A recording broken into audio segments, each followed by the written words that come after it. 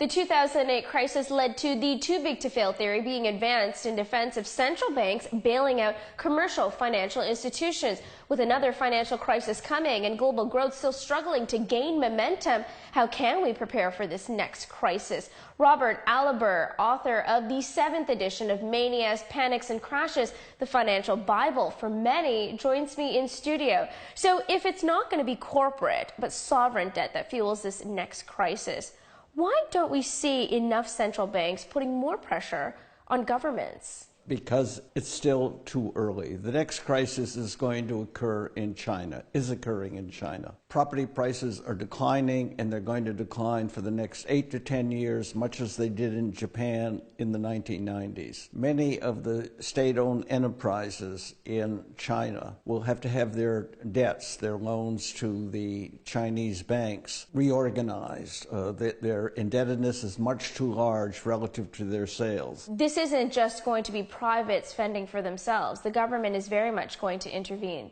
on their behalf. The government will intervene. Many of the local governments in China have established firms that are property developers. You've heard of the 12 ghost cities in China. These ghost cities are essentially owned by the local governments. The lenders to these ghost cities, that is the major Chinese banks, are going to have to take large haircuts on their loans to these property developers owned by the local governments, and the lenders, the large Chinese banks, are going to have to be bailed out by the People's Bank of China and by the government. And so the too big to fail doctrine applies in Beijing and Shanghai, just as it does in New York and London. I mean, essentially every market is exposed to China.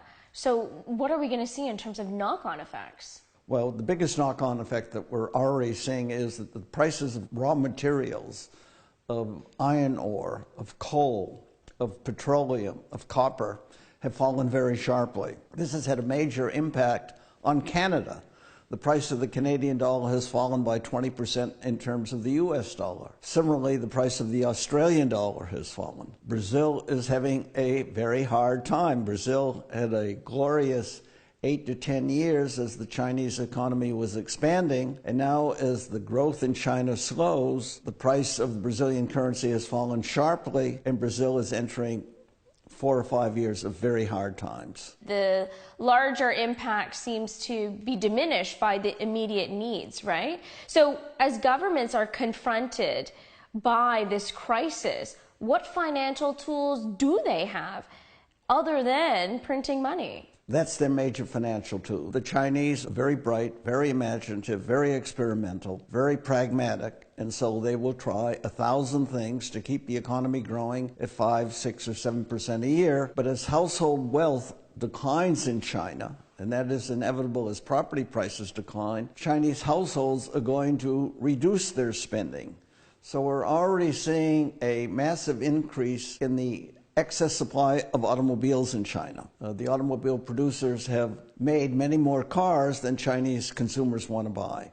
And this is especially true at the upscale end of the Chinese market. Let's be really speculative, okay? Let's talk about which country, region, market is going to fall first as the Chinese real estate sector begins its slow descent. Perhaps the country that has been most dramatically affected has been Brazil, in part because the sharp decline in the prices of commodities has occurred at the same time as there is a political crisis in Brazil about the legitimacy of some of the government financial transactions in the last 3 or 4 years. So Brazil is clearly going to be much more affected than Canada, than Chile, than Australia, other producers. Even Venezuela? Venezuela is a basket case. It is a corrupt government. It has been adversely affected by the sharp decline in the price of petroleum, and the government is flailing out trying to find a villain so that it can stay in power. Is it presumptuous to even begin thinking about what the rebound is going to look like? I'll be back here for another interview with you before that occurs. All right, thank you.